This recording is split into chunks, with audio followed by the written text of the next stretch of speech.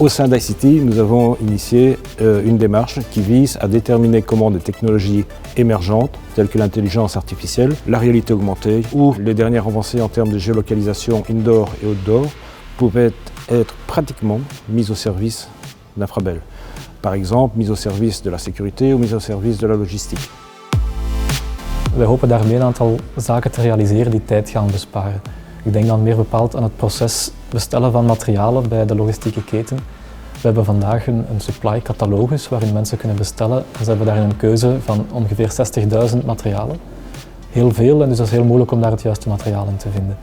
Als we dat kunnen veranderen en op basis van 1 foto het juiste materiaal kunnen selecteren in de catalogus, dan bespaart dat heel veel tijd. Daarnaast zijn er een aantal andere toepassingen zoals de HoloLens. Het zijn eigenlijk intelligente brillen die we in een magazijntoepassing kunnen gebruiken. Die laten ons onder andere toe om aan de magasinier instructies te geven waar hij naartoe moet, welke orders hij moet gaan pikken in het magazijn.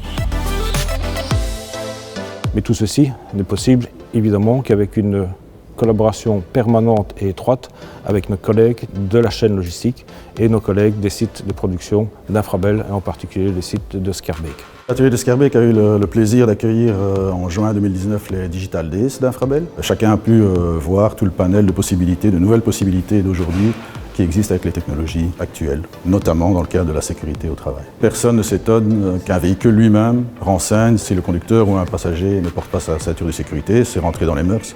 Et donc il est logique qu'aujourd'hui Infrabel investigue et ICT dans des projets de généraliser ça à la sécurité au travail.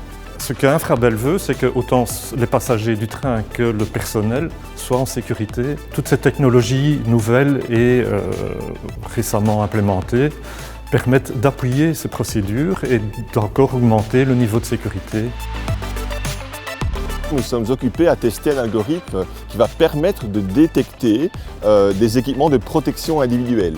De cette façon, si un technicien n'a pas le bon équipement, par exemple des lunettes de sécurité ou son casque, eh bien on peut lui envoyer une alarme, un peu comme la ceinture de sécurité dans une voiture, pour le prévenir de faire attention qu'il prend un risque en ne portant pas cet équipement. Nous avons également eu l'idée d'utiliser des réseaux de neurones profonds pour détecter, par exemple sur un chantier, des chutes ou un malaise d'une personne et ainsi permettre d'envoyer une alarme à ses coéquipiers pour éviter un incident. Il faut aussi voir toutes ces technologies comme des appuis justement et non pas des systèmes de surveillance. Au même titre qu'un détecteur est juste un contact, ici on ajoute simplement un composant dans la chaîne de sécurité, mais qui n'est absolument pas un système de surveillance. C'est de l'intelligence artificielle qui travaille.